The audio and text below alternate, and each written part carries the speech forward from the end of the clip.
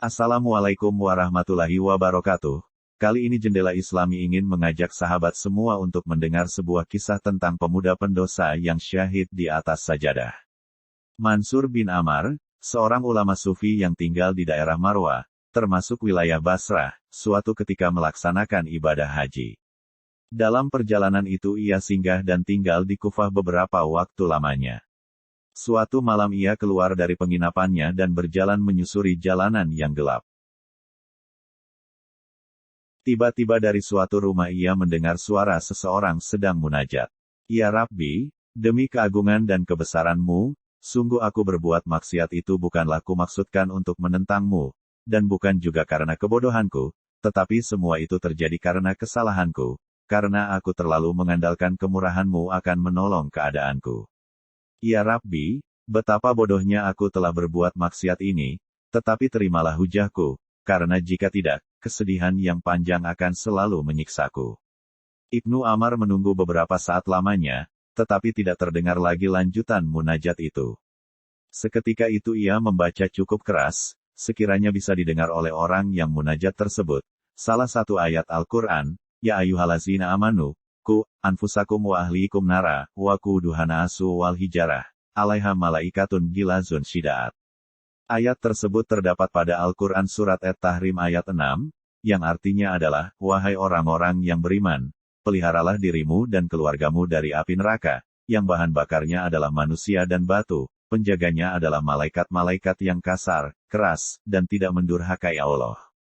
Setelah membaca ayat tersebut, Ibnu Amar mendengar suara jeritan keras serta seruan yang menggetarkan.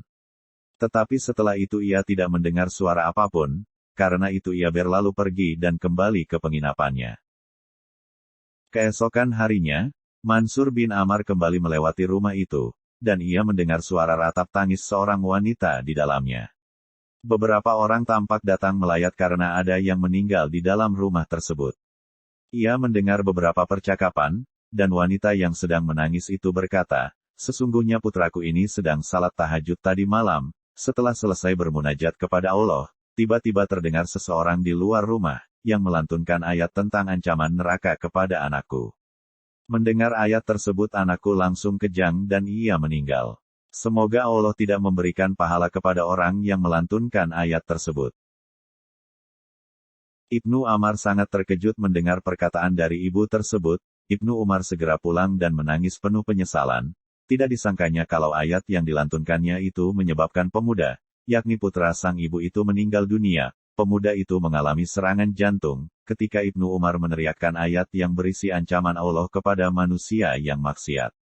Ia terus-menerus bertaubat kepada Allah, atas kelancangannya membacakan ayat sehingga menyebabkan kematian orang lain, walaupun pada hakikat, sudah tiba ajal pemuda itu.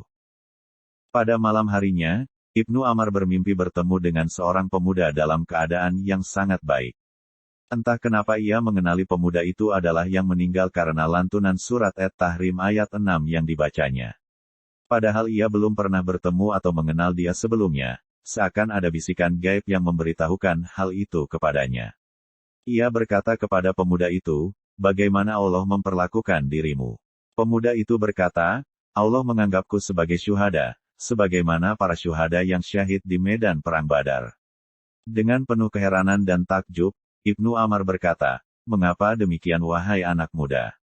Pemuda itu menjawab, para syuhada perang Badar itu ditebas oleh pedang-pedang orang kafir hingga tewas, sedangkan aku tewas ditebas oleh pedang Allah yang Maha Pengampun.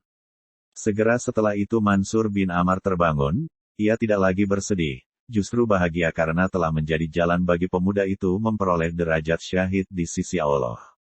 Maka dari itu, segeralah bertaubat dan menyesali terhadap dosa-dosa yang telah kita kerjakan.